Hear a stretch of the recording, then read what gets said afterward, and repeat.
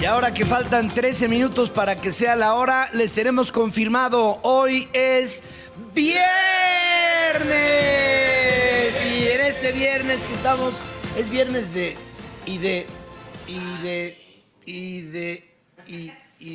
de lo que ustedes quieran, ¿no? Después de todo, hoy es viernes y es un día en el que se puede. Hoy, y el cuerpo lo sabe, y hoy es viernes y saludamos con todo cariño a nuestra querida audiencia que en México y en los Estados Unidos está recibiendo esta señal a través de nuestra transmisión emitida aquí desde el piso 40 de la torre del World Trade Center aquí en la capital de la República Mexicana y en nuestros estudios en Woodlands, en el norte de Houston, en los Estados Unidos.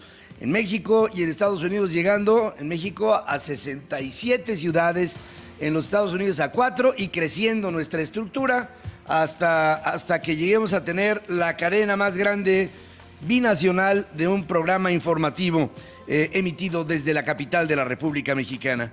Hoy es viernes 12 de julio, hoy celebramos a San Gualberto. Gualberto fue un abad florentino italiano, miembro de los benedictinos, fundó la orden de Vallombrosa, miembro de la familia Visdomini y también una familia florentina, monje benedictino, y Gualberto tiene un origen germánico y quiere decir brillante por su poder o el que destaca por su fuerza.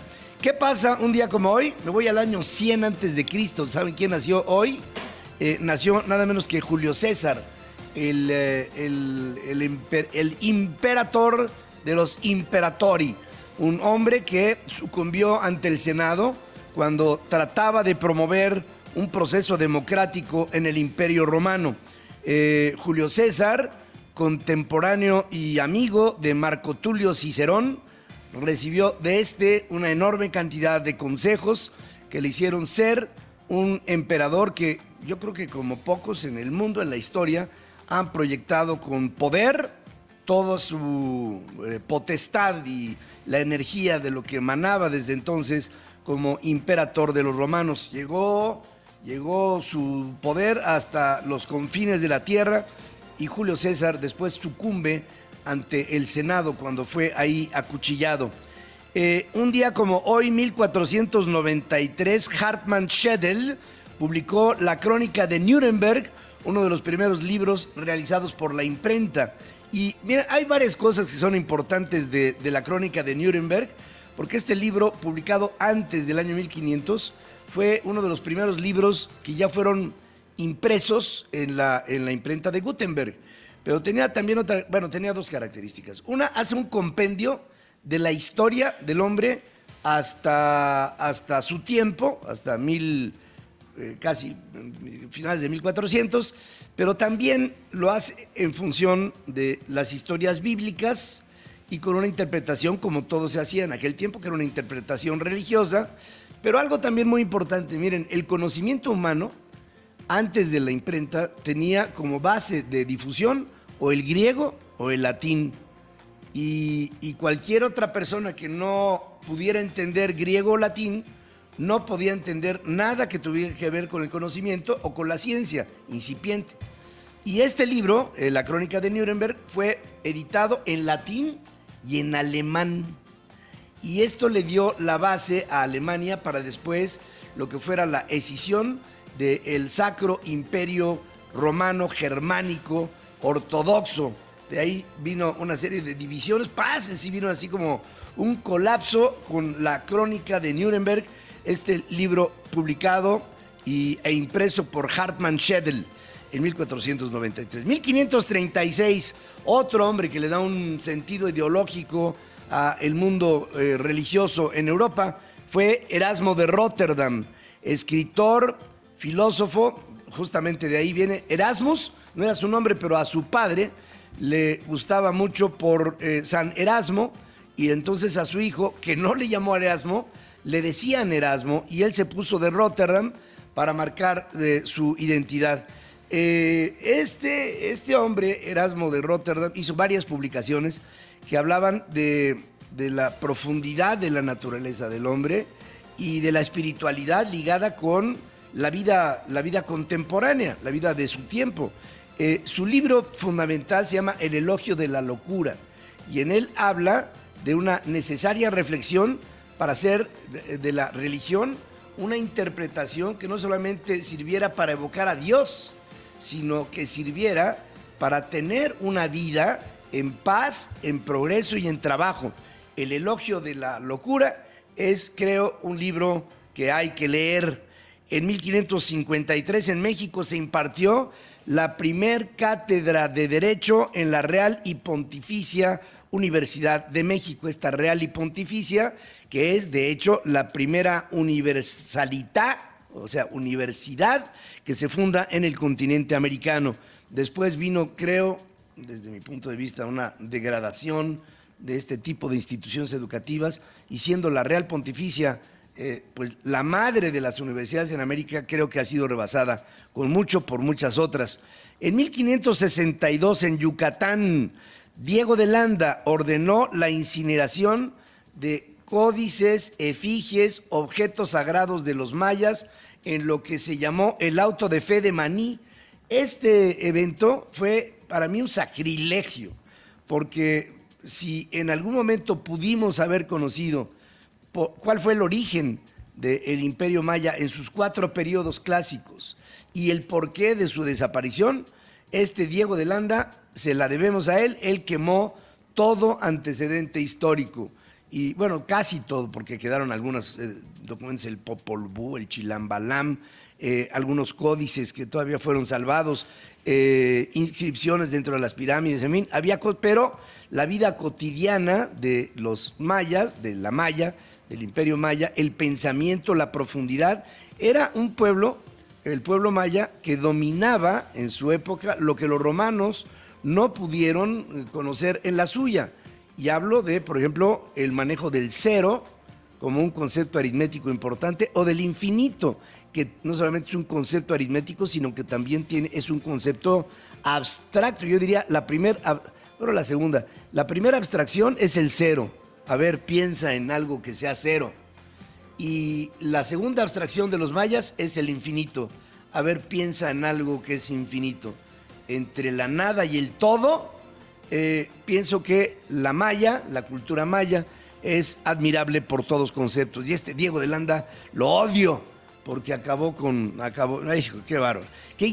Lo que es el triunfo de la ignorancia, ¿no? O sea, acabas con todo un legado así impresionante que se presume había de la cultura maya. En 1789, en París, un periodista revolucionario, Camille Desmoulins, hizo un discurso en respuesta a la dimisión del ministro de Finanzas, Jacques Necker, y con esto el día anterior había sido, y este discurso de Camille Desmoulins trajo como resultado el que el pueblo se levantara y entonces se tomaran las armas para comenzar la toma de la Bastilla.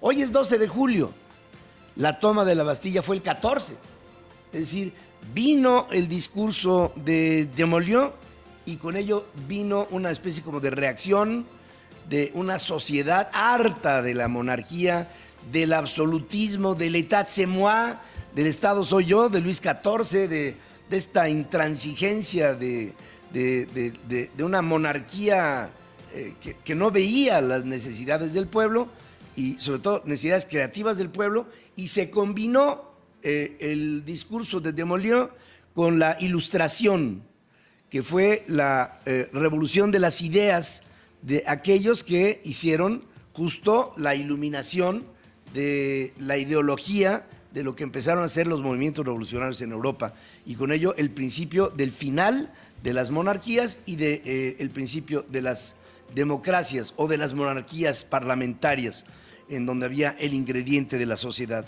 La toma de la Bastilla, 14 de julio de ese mismo año, 1789. En 1806, 16 estados, entre ellos Liechtenstein, obtienen su independencia y abandonan lo que era el dominio absoluto, que era el Sacro Imperio Romano Germánico, para formar lo que se conoció como la Confederación del Rin. Y esta Confederación del Rin tenía una base protestante y con ello hizo una división en la que Roma perdió fortaleza y Alemania como tal se reivindicó como un estado no solamente en términos sociales, sino en términos religiosos. Y de ahí vino la consolidación del protestantismo como una forma de repeler el césaropapismo del catolicismo y de desconocer a Roma como autoridad. En 1859, desde Veracruz, el presidente Juárez emitió la Ley de Extinción de Órdenes Monásticas y Bienes Eclesiásticos, es decir, un día como hoy, 12 de julio, el Estado mexicano reivindicó la potestad sobre el patrimonio de la Iglesia Católica y con esto vino el principio de la Reforma. En 1865 muere el jurista Ponciano Arriaga, un liberal potosino que participó de manera muy activa en lo que fue la redacción de la Constitución de México en 1857. Fue una de las bases del conservadurismo que le dieron pauta para que después creciera el liberalismo. En 1904, un día como hoy, nace el poeta chileno Pablo Neruda, Premio Nobel de Literatura 1971. Este hombre fue un hombre de base socialista, comunista. A él le impactó muchísimo en la Guerra Civil la muerte de su querido Federico García Lorca y con ello se volvió Pablo Neruda un rebelde y un insurrecto, un irredento de lo que era en aquel tiempo una disquisición entre qué tipo de política económica seguir, y esto lo llevó a obras como El Crepusculario, como 20 poemas de amor y una canción desesperada, como Tentativa del hombre infinito, como El habitante y su esperanza, como Los anillos o El hondero entusiasta. Son uno importantísimo, Residencia en la tierra, en donde hablaba de los principales problemas de una sociedad y su ámbito de convivencia. Pablo Neruda, sin duda alguna, un hombre iluminado, Premio Nobel 1971. En 1934 nació un hombre que nos acaba de dejar, y me refiero a Gualberto Castro, actor, cantante, integrante y voz principal de los hermanos Castro, quien desafortunadamente nos dejó recientemente. Envío un saludo, un abrazo entrañable y cariñoso a mi querida Gundi Becker, su compañera y su esposa por 25 años, la mujer que lo acompañó en su clímax y en su muerte. A ti, Gundi, todo el cariño de todo este equipo de Central, de mi esposa, de todo este equipo de Central FM y de todos los que hacemos este programa. Estas son algunas de las efemérides que les podemos presentar en este nutrido día de carga histórica, este 12 de julio. Vamos a hacer una breve pausa. Estamos, como ustedes saben, empezando de lleno esta primera emisión Central FM Equilibrio. No sin antes recordar que a partir del próximo día 1 de agosto, este equipo de trabajo tendrá su base de operación aquí en la capital de la República Mexicana en la radio, transmitiendo desde el 92.1 de frecuencia modulada. Central FM Equilibrio y Gin Group, en una alianza estratégica junto con el Grupo 7, hacemos un verdadero trabuco en un momento en donde se pensaba que la radio estaba en crisis. Llegamos para demostrar que la radio no puede caer en esa crisis por una simple y sencilla razón, porque tiene la bandera de la verdad, aunque haya quienes la hayan comerciado.